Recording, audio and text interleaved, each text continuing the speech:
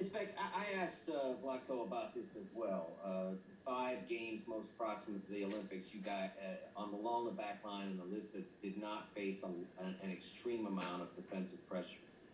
He expressed great confidence in how tight your four person back line is and has been.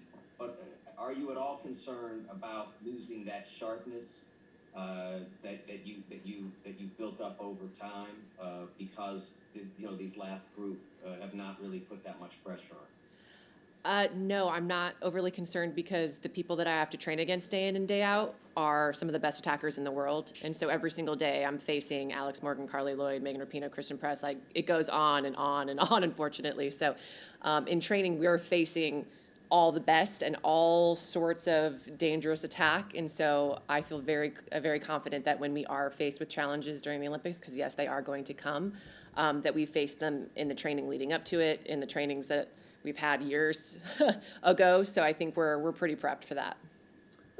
And that's pretty much what Vlatko said. So well done. Let's go to Carlos Eustace. Go ahead, Carlos.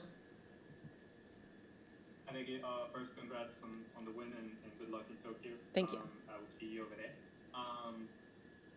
What do you expect of, or what do you get out of this Mexico team? I mean, in Mexico, there's a lot of talk about this is a new process.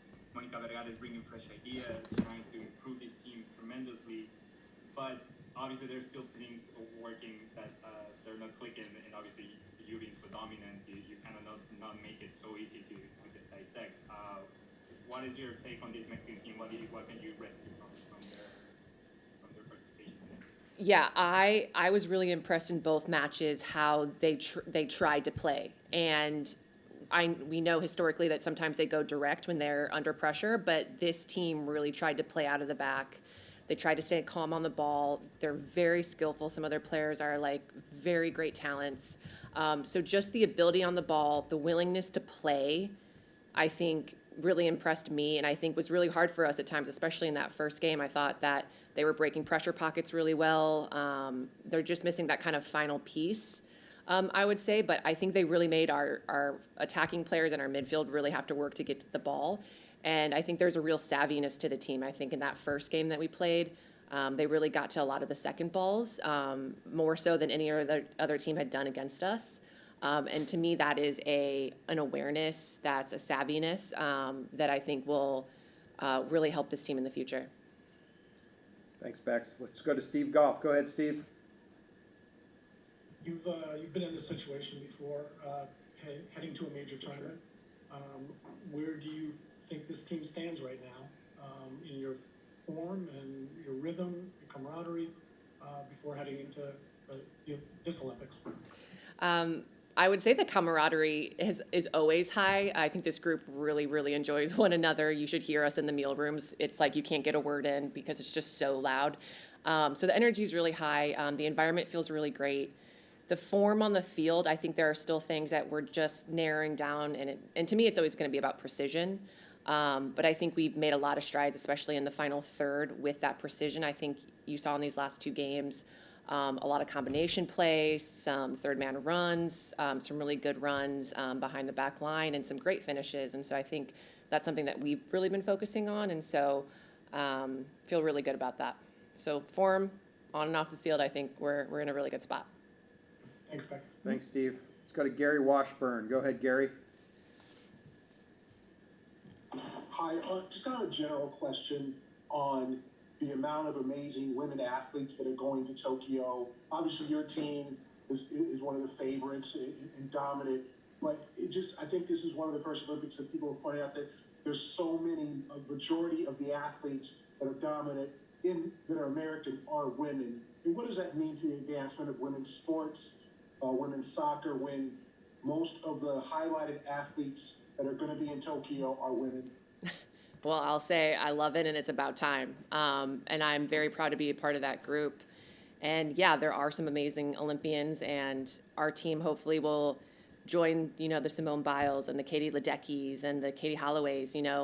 I think it's about time, and I'm so glad that there's going to be so many more eyes on these female athletes and the amazing things that we can do, not even on the field, but off the field as well. Thanks, Gary. Let's go to Steph Young. Go ahead, Steph. Thanks, Aaron, and thank you, Becky. A couple of players now have specifically said the word compartmentalizing, and that Flacco has asked you guys to compartmentalize. And I was just wondering what that means for you guys in this context. What level of compartmentalizing is he asking for? Compartmentalizing, from whom and what situations, etc. I'm actually not quite sure what he means by that. What did he say? I think the more the players said it. Oh, than is it? So Flacco. it was Alyssa and Yeah. Tierna. Yeah. Okay, now Yeah. that you said Alyssa and Tierna, Yeah. that makes way more sense. So I think, especially the players that have been through these major tournaments, you figure out how to stay in the best mental headspace. And sometimes that's compartmentalizing, and that's focusing on one thing at a time and trying not to let the noise get into what we like to call the bubble. And so, secure the bubble, protect the bubble, and some people need a little bit more protection. And so if you need that, that's something that you need to talk to your teammates about. That's something that we have a really tight chemistry, and so that's something your teammates need at times. And so who can take on the pressure and who needs the pressure taken off of them? And a lot of that comes down to compartmentalizing. So it's a skill that I think everyone needs to learn, especially in these major tournaments, because they are not easy. There's a lot of stress, there's a lot of noise, and so learning to knock that out and block that out is really important.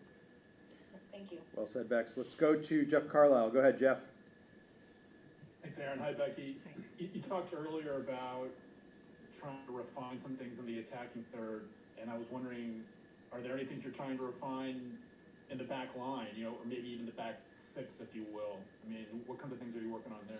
Well, man, if you had asked Flacco, he'd probably say everything. So I would say the main thing for the back six would be patience and not forcing it, and always being able to be that support angle back, so that if the attackers are, let's say we're getting pushed into a pressure pocket wide, knowing the angles and the spaces that we need to be in order to get the ball back and then process it to the other side. And so I think patience, I think that's something that, I don't know if it's quite a precision thing, but when you think about the angles and the passes and the things the places you need to be, I guess it is a precision thing.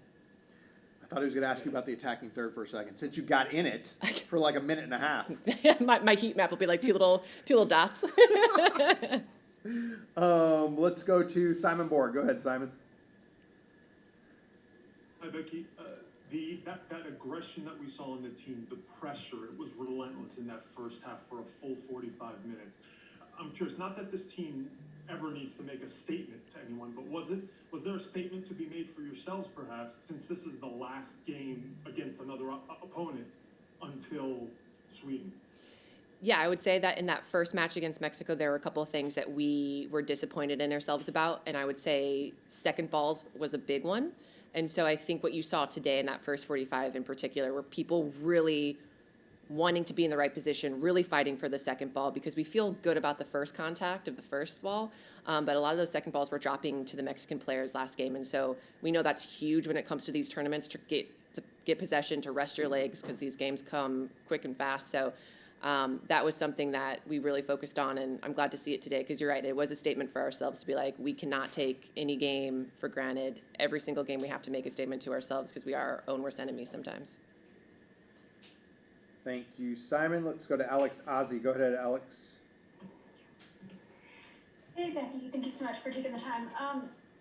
Was intrigued a couple minutes ago when you mentioned Paralympic volleyball player Kitty Holloway. I know you've mentioned the Paralympics in the past. I don't know if you can still hear I can hear you. You're good. Okay, sorry, my computer just went black. Oh, you're fine.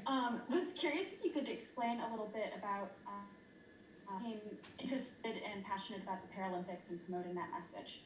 Yeah, I think what really opened my eyes first was working with the Athlete Council with U.S. Soccer, and working with the Paralympic, the guys team, and some of the extended national teams. And so just learning about them, their amazing stories, the stuff that they do on the field. And then I got in contact with Katie Holloway, who's sitting volleyball, and we started just gabbing and had so much in common.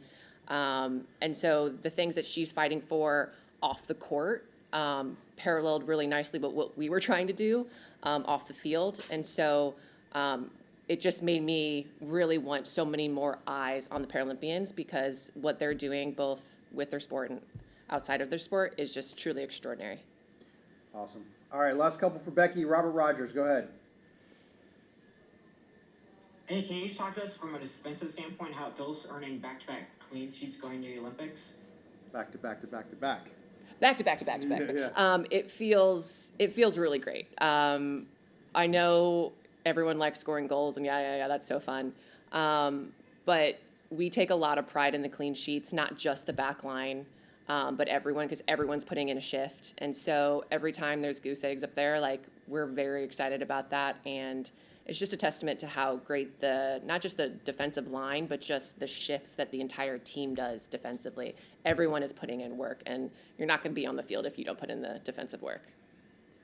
Let's go to Adam Betts. Go ahead, Adam. Becky, nice to meet you. My question is about the fans the last couple of games. 27,000 strong out there today. Just how would you describe how they've embraced you guys here in Connecticut? I'll tell you what, when we drive in and there's just parking lot after parking lot of fans tailgating, and you just see everyone playing and kicking soccer balls around, and then you go out for warm-up and you just hear this just like huge roar for us. It honestly, it lightened my heart. Like, my heart was very full these two games. And just the fans that stuck around for the first game with the torrential downpour, and then the 27 strong today, honestly, it's truly amazing. And I could not have asked for a better send-off. And so Hartford, Connecticut really just brought it. And I really can't speak too highly about it because it was just so amazing, both these games. All right, last one for Becky goes to Amelia Hertel. Go ahead, Amelia. Thank you, Aaron. Hi, Becky. In the time, I just wanted to ask you, going into your third Olympics now and being the captain, what kind of advice do you give some of the players who maybe haven't been there and are going into their first one? I would say that the hardest thing to do, but the most important, is to try to play free. And I think it can feel like there's a bit of a burden just with the pressure of being on this team, and then basically like the expectations that we hold for ourselves. But this team, when we're at our absolute best, is when everyone is brave and feels free to do what they need to do on the ball to make sure that their best is showcased. And so trying to kind of like lighten those feelings and trying to get everyone to remember, like, this is soccer and we've played it so many times before, and we know how good that we can be as long as we are free. And so just kind of reminding players, like, it's just another soccer game.